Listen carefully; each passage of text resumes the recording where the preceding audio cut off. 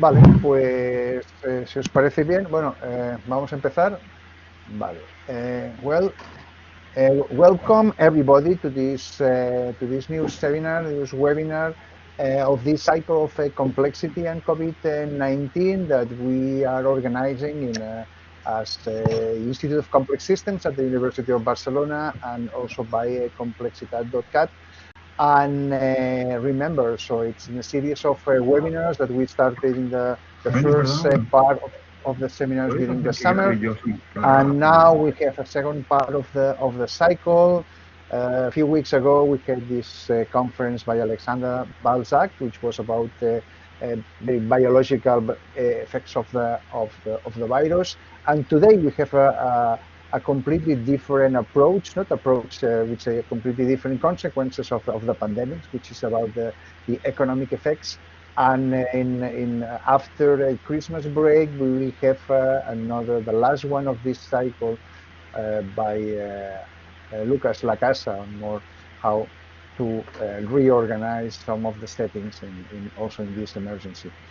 Well, just to welcome everybody, and let's start with the seminar. And I just give the word to Professor Josep Perelló, who will introduce the speaker and will chair this session. Josep.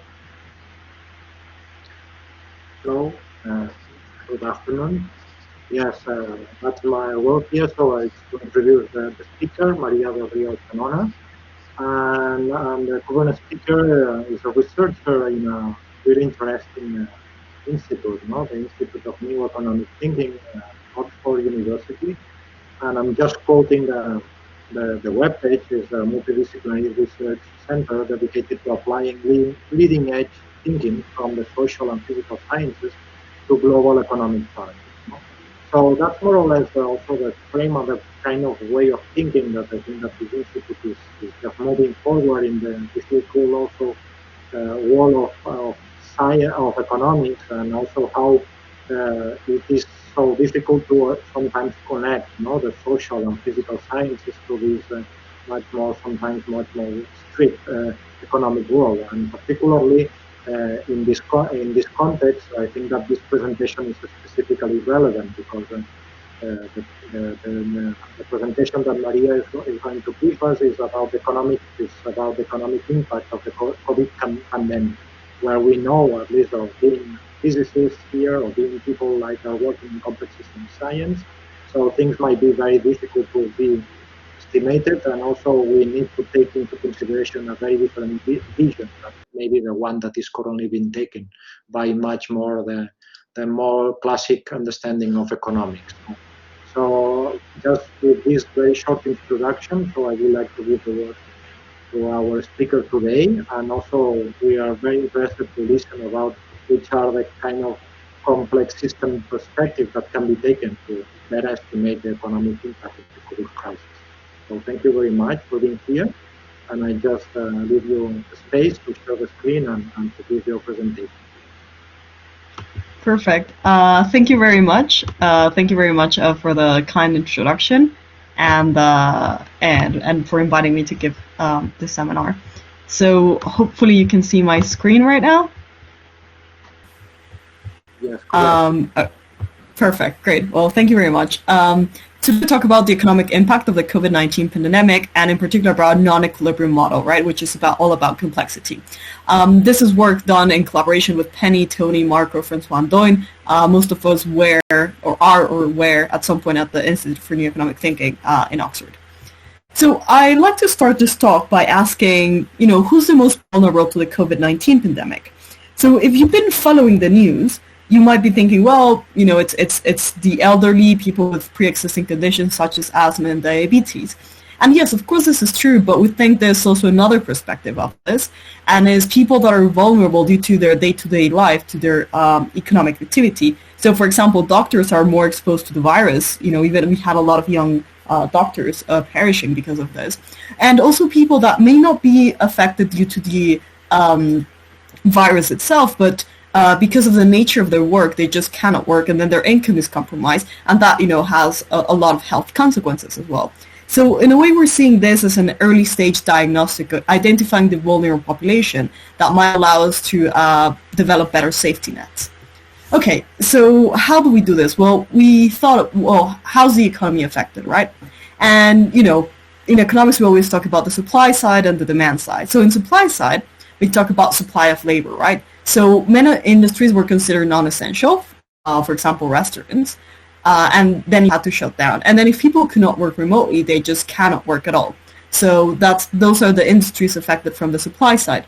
Now, from the demand side, we have changing consumption preference. So, for example, transport is mostly considered essential, so buses were still running, but they were mostly empty because people changed their consumption preference, right? You didn't want to go into the tube or into a bus.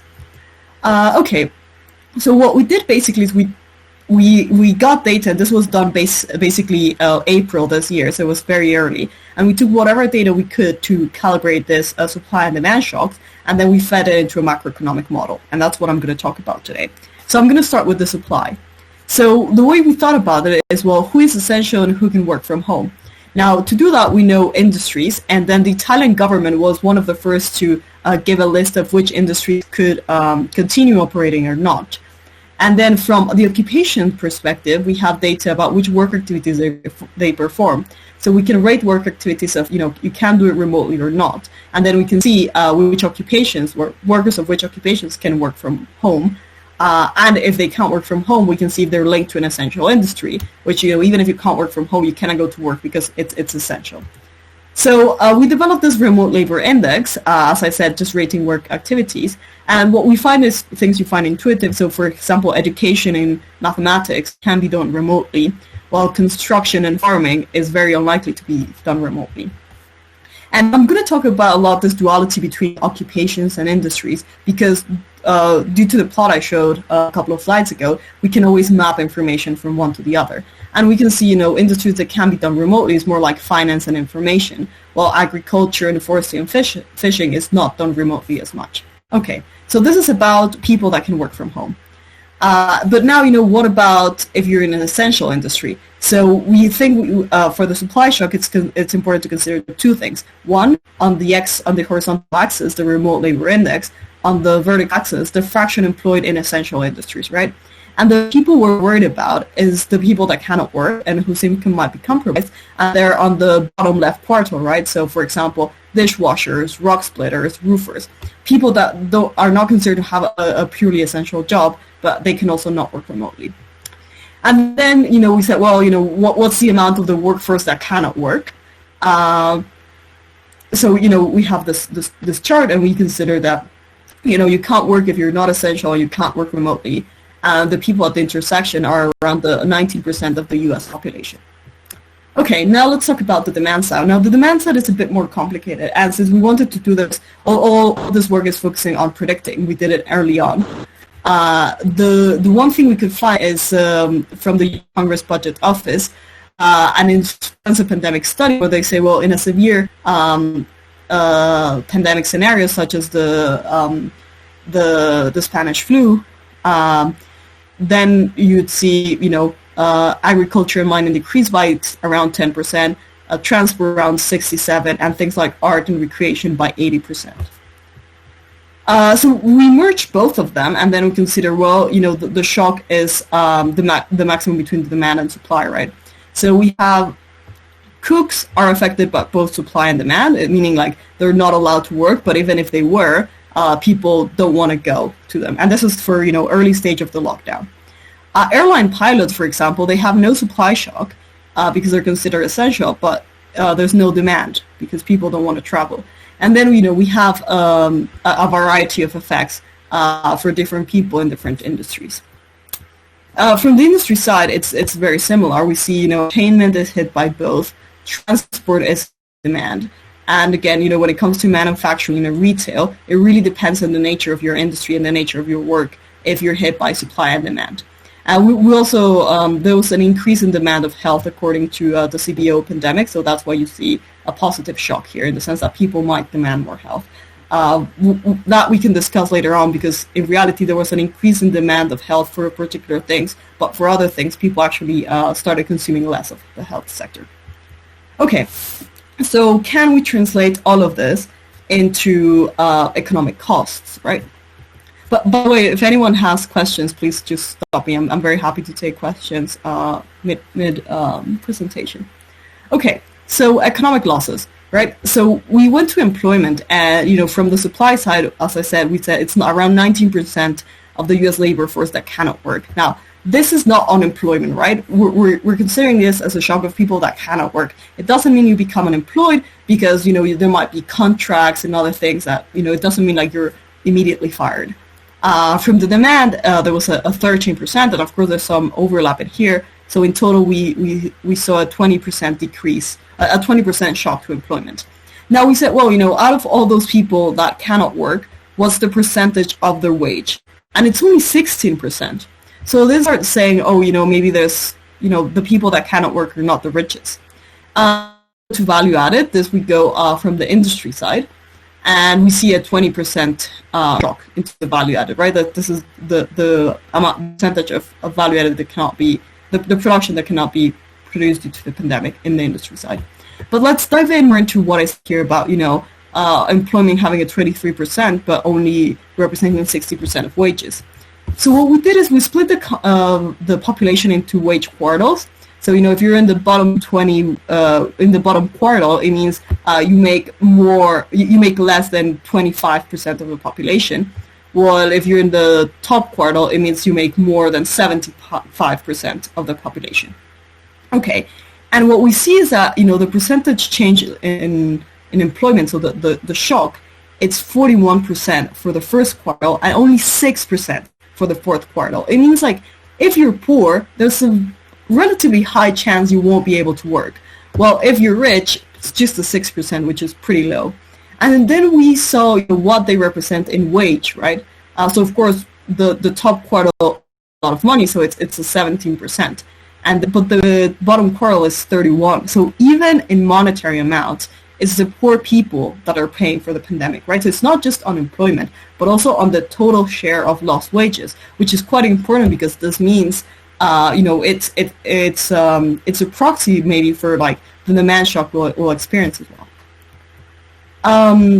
Okay, and then so we took the labor shock, which was as I said the maximum between the supply and the demand shock, and we compared it to wage, right? So here on the vertical, on the horizontal you have wage, and on the vertical the labor shock.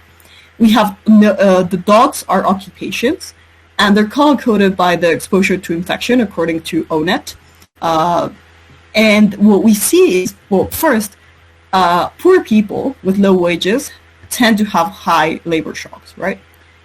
When it comes to rich people, basically airline pilots are the only ones that are affected, and this is all first-order shocks, right? But as a first-order shock, this is basically empty. Okay, but then you say, well, not everyone with a low wage has a high labor shock. No, we have janitors that, that there was even like, we're demanding a lot of them due to all the safety measurements, childcare, teacher assistants, etc. Okay, so that might be, good news in the sense like, well, there's not a huge shock. But then we look at the exposure to infection, and the occupations that tend to be here are lightly colored. So yes, maids and house cleaner, janitors, they're occupations that may not have a shock in the sense of not being able to work, but they're being exposed to the virus. So it says that, basically either in employment or in exposure to infection, it's the poor people who are paying for this pandemic. Okay, so that's all I talked about on the first part was about shocks, right? So I just said, we can sort of estimate how many people cannot work, how many industries cannot work, but that's first order, right? But we're complexity science, and we talk about shock propagations, and how can this spread into the economy, right? Because the economy is interconnected. So we did a macroeconomic model with supply chain analysis, right? So supply chain is basically how industries produce stuff. So, for example, in this plot, nodes are industries and links denote inputs from one to the other. So, and we call this, we can represent this in a way with an adjacency matrix which says how much of good I is used to produce a unit of good J, right? And we can see here, for example, as well, you see manufacturing paper fitting into postal services. So if by some reason manufacturing paper shuts down, we might have postal services running out. We can see the same thing. And here we sort of put this in terms of upstreamness, where we have at the top we have agriculture and fishing, then we have the manufacturing sectors, then more services and consumption, right? So we have other final demand, exports, and consumption from goods itself.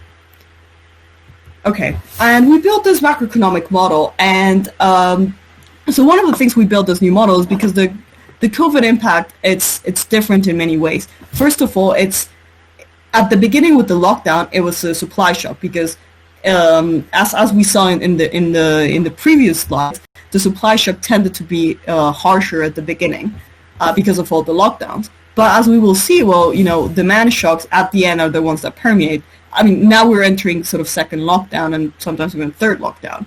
But for a good part of the summer, there was no real supply shock, and it was all about demand shocks. So we developed this new macroeconomic model, and the key feature it has is it's dynamic. It considers the difference between demand and supply shock. And it has a specific consumption function that considers epidemic impact. So this is people might be afraid to go to restaurants. A production function that distinguishes between critical and non-critical inputs and inventories. And I'll go in detail into each of this. So let's talk about behavior. We have N industries, and we index them by I and J and one representative household, and we run at discrete time steps. And in every day, we have each sector or industry. It determines their demand, right? And this is the sum of intermediate goods.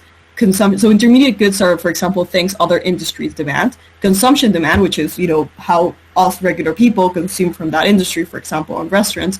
Another consumption, which might be, for example, export or government consumption.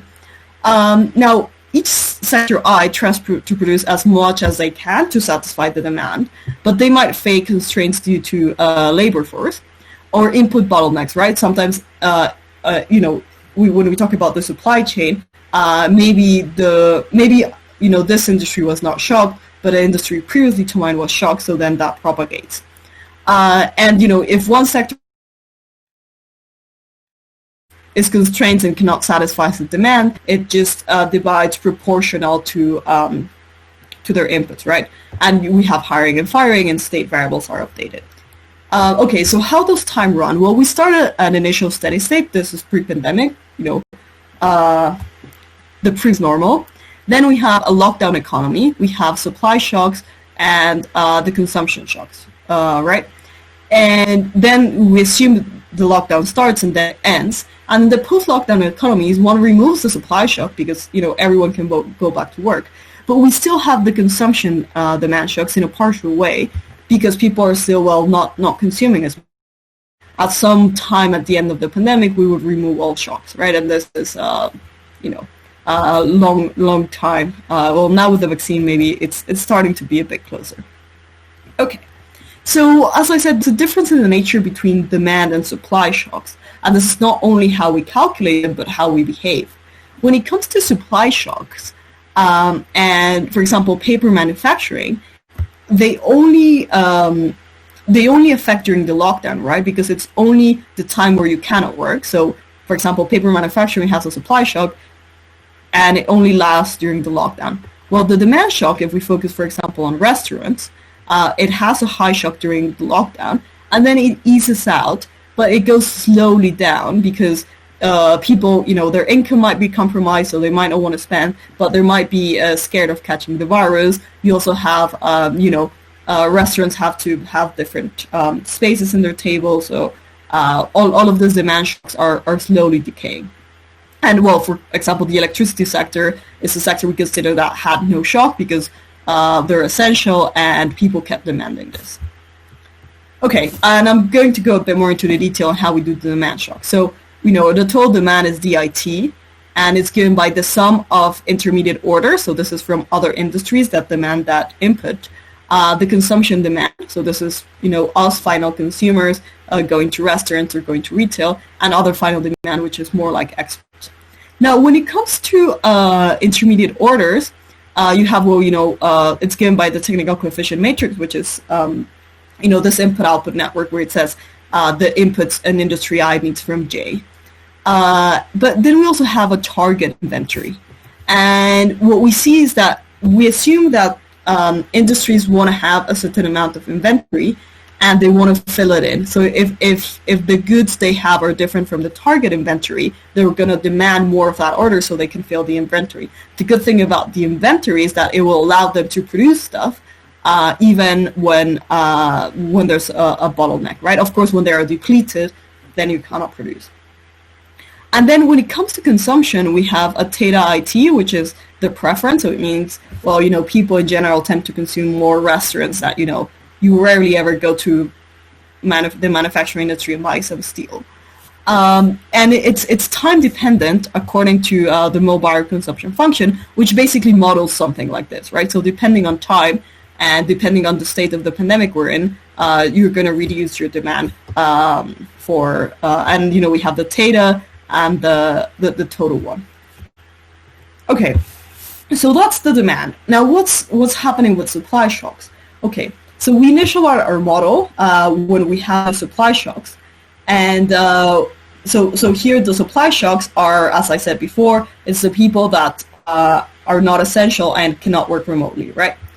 And we assume it's a linear shock.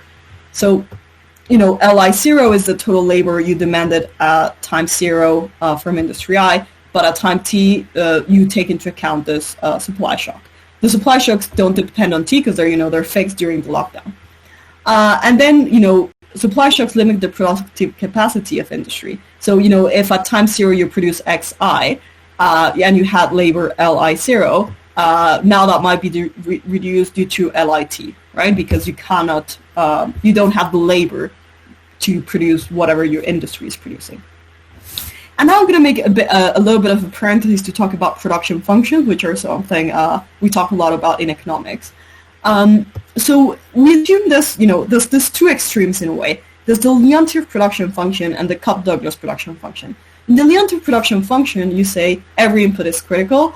In the Cobb-Douglas production functions, you said inputs are substitutable. So to give an example, in the Leontief production function, it's like saying, well, to make a car, you need 1 steering wheel and 4 tires. So if I have 3 tires, I cannot make a car, right? So I'm constrained by the minimum of my inputs. So if I have, let's say, 2 steering wheels and 7 tires, I'm just going to be able to make 1 car, right? Because with those 3 tires, I cannot make another car. When it comes to Cobb-Douglas, it's a bit more like, making banana bread. So for example, usually banana bread uses eggs, but if you want to make it vegan, you can use applesauce or bananas in itself, and then you can substitute goods. And what we think is that the economy is a middle ground, right? So not all inputs are critical, but not all of them are substitutable. So for example, iron is essential for a steel factory, but the cafeteria service, well, maybe the steel factory can run without the cafeteria service for a while, even if it's an input. Okay, now how would we calibrate this? So the IHS Markit did a survey, and it asked its experts, they're experts, can production continue in industry X if input Y is not available for 2 months? And they rated then the inputs as non-critical, important, and critical. So here we have different industries. So for example, the accommodation, we see it's only critical for very few industries, right? While others tend to be quite critical. For example, coke and petroleum is quite critical and important. And just to, for those that are a bit more familiar with economics, our production function will be similar to what we call a constant elasticity of substitution. It's not exactly the same, but that's a frequent question we get. But yes, basically this is how we calibrated the production function. Okay, so how does it work? Well, as I said, the production can be limited by the labor force, right? Because maybe people cannot work because we're in a lockdown, so that constrains you. And then we have a Leontief-like production function in the saying that, you have input constraints, right? Because you need to take you're constrained by the minimum, but instead of taking the minimum over all goods, we only consider a subset of inputs that's critical, and this subset is given by the survey I mentioned, right? So we only say, well, if you don't have a service, a cafeteria service, it's fine, you can still ongoing if you're still manufacturing. But if but then iron would be in this critical inputs, and then you wouldn't be able to produce. And then when it comes to realized production, so how much of good how much of a good does industry I at time to produce?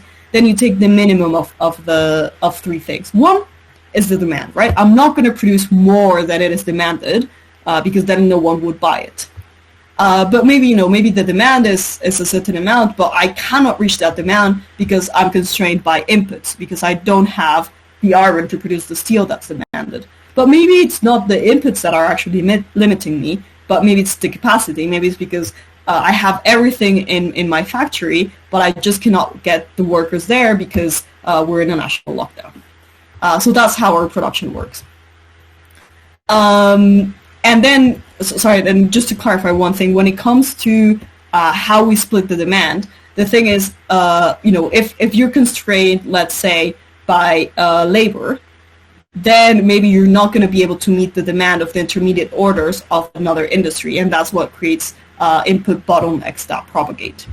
Okay, so with that, we use the shocks we calculated on the first part of the presentation. We fed it into this impact lockdown economy, and we tried to predict what was going to happen. So in this plot, you have the gross output, and we have time. This is all for the UK, so when lockdown started, when lockdown ended. And we have in the solid black line the aggregate, and we also have different industries. We color code them by their broad sector. And for example, you'll see trade and transport being hit quite a bit, and restaurants, right, because of the supply shock. And then after a while, it starts recovering. We made some forecasts, and this was done early, I think, May. And we said, well, according to a model, 21% of the GDP, there will be a 21% GDP shock to the UK. Most of the forecasts said around 16%. Bank of England said 30%. When we looked to the actual data, what happened, it was 22%. So in that sense, we were quite happy with the outcome of our model, that we had a really good prediction. We, of course, then compared it to the spectral data, and we're now doing more work on validation, but at this early time, it was with the Washington data with unemployment claims. And what we saw is that our model did a fair good prediction, but we also had a lot of errors. And we were lucky in the sense that they canceled out. So that's why we managed to get the aggregate number quite well. But, when we look at this aggregate, well, there were some errors, and, that's a good part of luck, but overall, in general, we think it's a good result. And then there's something more interesting, So part of this is all about predicting and stuff. But then there's the part of science of things you start discovering, and you're like, oh, this is very interesting. One of the things we had, once you have the model and we played it with it, and I strongly encourage you to play with it. It's online, and we said, well, what if you only have demand shocks? Why if only have supply shocks? Why if you have both? And when you only have demand shocks, we see a smaller decrease. When you only have supply shocks, however, we see a stronger decrease in gross output than when you have demand and supply shocks. And this was puzzling, right? You'd expect, the more you shock an economy, the worse it is. But what started happening is that when you have the demand shocks, sometimes you prevent input bottlenecks, right? So perhaps, people, let's say, buy a lot of paper because they're working from home. So since you don't have the demand shock here, people, buy the paper. And then the postal services might run out of this paper, so they cannot feed into the other part of the economy. You can think the same with the IT services and stuff. So we started seeing, these are made of examples, but we have a couple of the paper where you see how you might have this input bottlenecks that, when you remove the demand shocks, then the inventories are depleted faster, and you get a higher collapse in the end. Another way of seeing that is, you look at the gross output and day after reopening. This is, the baseline, keep the lockdown. But then you reopen manufacturing, and if you reopen manufacturing, you have a big increase. But then you start a decrease, and this is because they're depleting inventories, right? And as inventories start being depleted, it basically says you cannot just, open a certain part of the economy and hope everything will be okay for a good amount of time. At some point, inventories will be depleted, and other essential goods, for example, repairs is something like, well, you don't need it for a while, but after some time, it starts to become essential, and then you'll start seeing a decrease. So what we're trying to do right now is understand more how this complex network works, right? Why it's not so simple to say, oh, I'm just going to open this sector and close that sector, but you really have to take into account how are the other sectors working, because there might be this input bottlenecks that propagate through the network in complex ways. Another thing we did, and I'll start wrapping up with this, is there's a lot of talk about the economic and epidemiological compromise. So in a way, what we're seeing right now, it's most of the lockdowns have ended in terms of work, but the economy is still in a recession because of demand, right? People are not consuming as much. So this is why we don't really think there's a true trade-off. If it's not like if you reopen all the economy, then still people are just going to get sick and they're not going to go to work. They're going to get sick, or they're going to be afraid of getting sick, and they're not going to consume. This, in that sense, it's not much of a trade-off, but it is true that, to some extent, at least on the supply shock, there is a shock due to the lockdowns. So in this plot, on the horizontal axis, you have different scenarios of reopening. On the vertical axis, you have the R0. This is the average number of infections each infected person does. So this is the epidemiological variable. And we have, on the other axis, we have the GDP, right? So the blue bars, we see in a pre-lockdown, we're at 100% of GDP. After that, there was a shock, and, even if you open everything, you're not going to go back because the economy needs time to recover. But you can see this sort of, this is the full lockdown, and as you reopen, you can see like the boost, right? And the other thing we did is, okay, so first of all, we see, lockdown, it's a huge shock. And then when you see manufacturing, you start getting a bit more GDP. Then you open all except consumer facing, and that's when you get the biggest shock, the biggest boost in GDP. And even when you open also the consumer facing, well, the boost, I mean, it is significant, but it's not as big as from manufacturing to all except consumer facing. Okay. And the other thing we did is we split R0 into the source of infection. So, does it happen in other, let's say, household interaction, consumption, transport, school, and work? So this allows to see a bit of, if you close transport, you can see how things work, or, let's say tourism, transport, and work and consumption, right? Because consumption really only affects 3 industries, which is mostly restaurants, accommodation, retail, and like other things like sport venues, gyms, etc.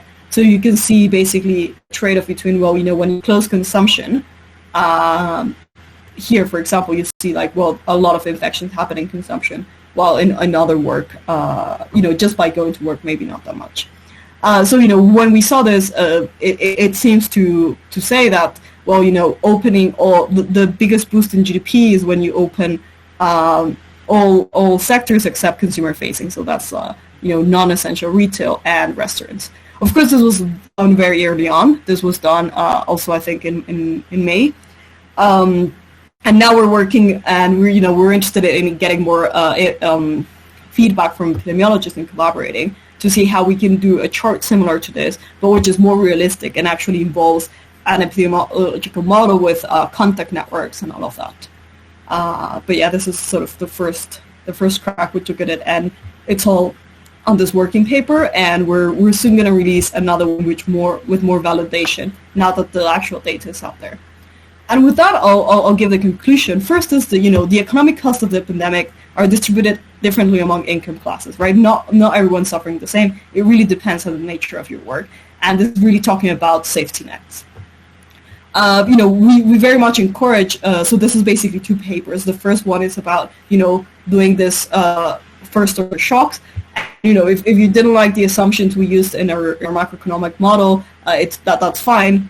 You can still use our shock to calibrate your own model. And then we have this macroeconomic model, this dynamic one. We tried to introduce everything that we thought was essential to model COVID. I think we did a good job at predicting the economy. We might have had some mistakes for sectoral level, but at the aggregate we were good.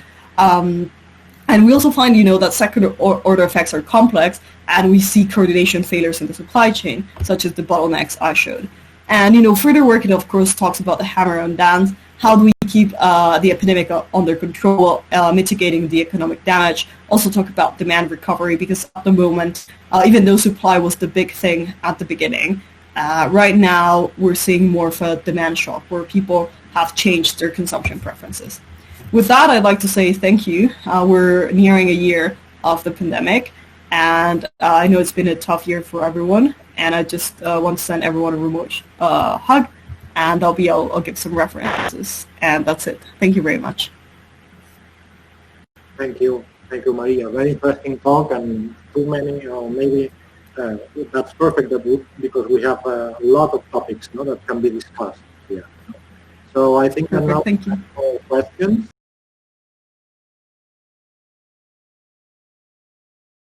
I would like to make a question. Good. Hello, Maria. So very interesting talk. Among the last slides that you were showing, this of the effect of the R0. So yes, but this effect of the R0 is something that it has been reported. So how the R0 increases when you open the different facilities, right? But you didn't check, let's say, real simulation. So you have not checked to run some of these, let's say, complex epidemiological models on top of these possible networks of contacts. You didn't try yet.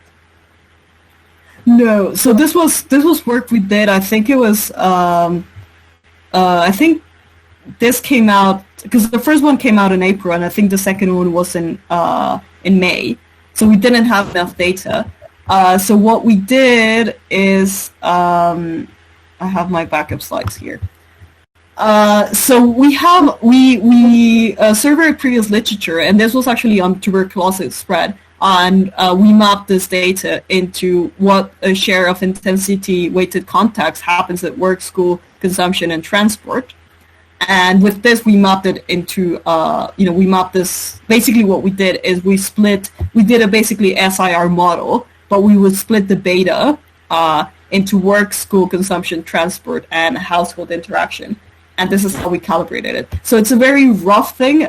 This is why actually on the second version of this paper, we're going to focus more on the economics. And we're trying to see if we'll do a third version where we have, based on real data. But yeah, this was sort of like a quick and dirty way of doing it, everything based on things pre-pandemic.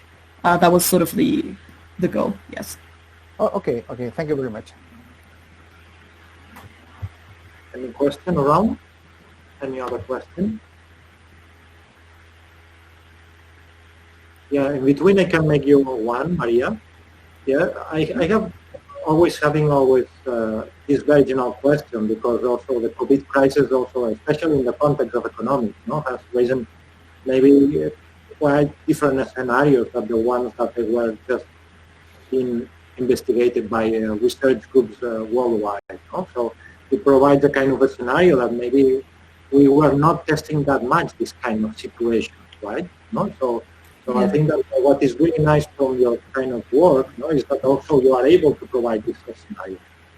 So in my question also related to that is, how far is it possible to explore these scenarios? And second question will be related to that is, yes, this might be interesting in the context of COVID, but I'm just thinking about in terms, for instance, on climate crisis, for instance, or any other kind of crisis. would be something related or more or less linked, applicable?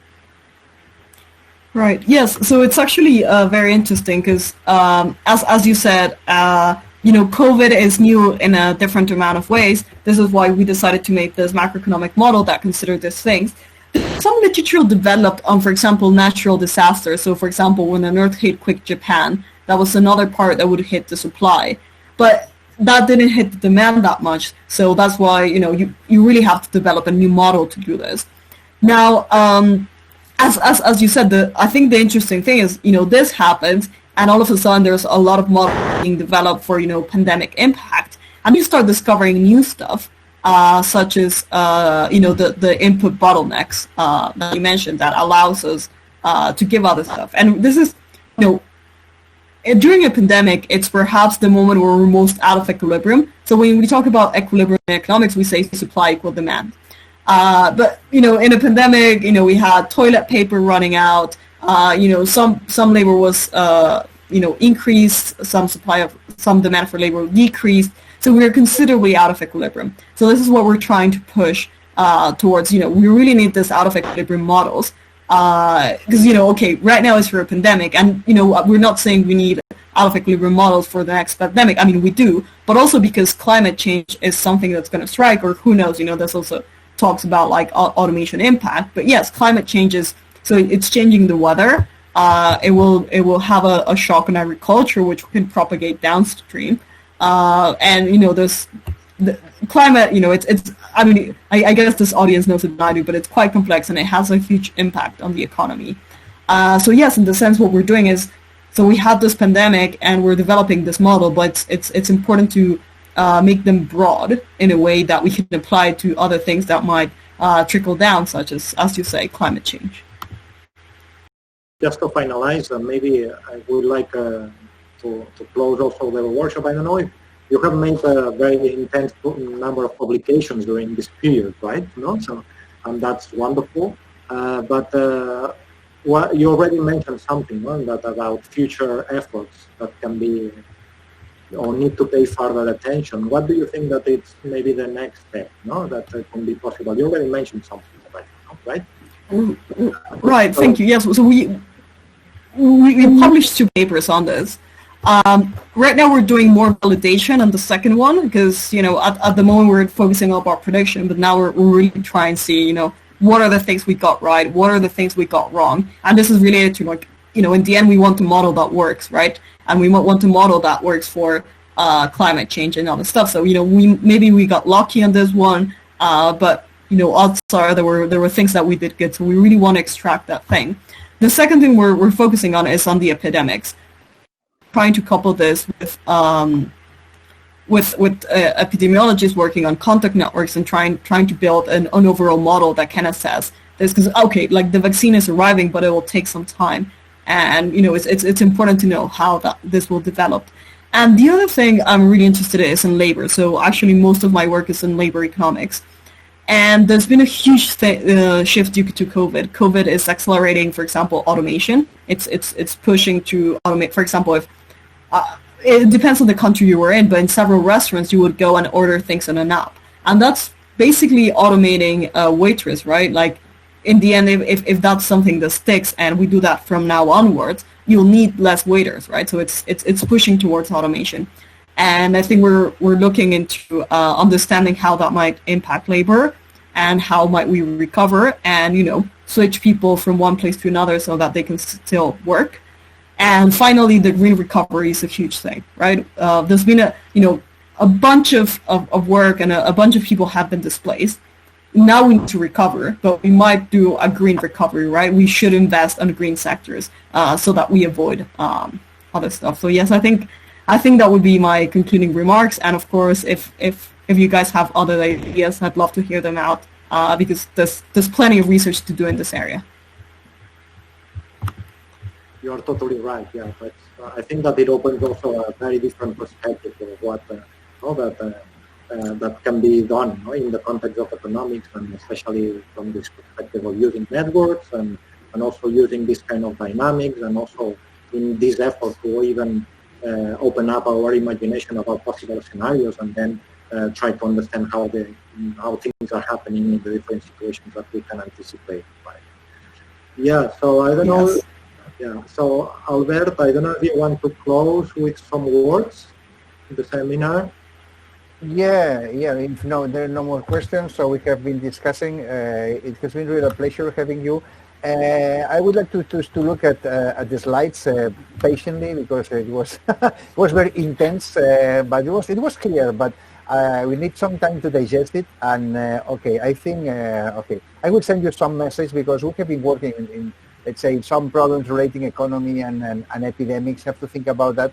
And perhaps I will try to make a short conversation with you at some point, if you are open to that. It would be great. Well, in this case, just thank you to the audience being here, and well, it's just the second in this cycle. Thank you very much, Maria, for this very nice talk, relating these very principles that we know that complexity in economics is a quite open field. And then we are happy to see these type of models applied to economical problems. So that's great from the complexity view. And just remind the people in the audience that we will meet after the Christmas break. So whatever it will be in the next weeks, so probably be careful, stay with your closest families, and take care and keep safe. We want to see you back in January for the next talk. So please take care. So, and thank you very much, all of you. And Maria, again, thank you very much for your talk, and Josep for your conducting the session. Thank you, everybody. Bye bye. Okay. Thank you very much. Goodbye.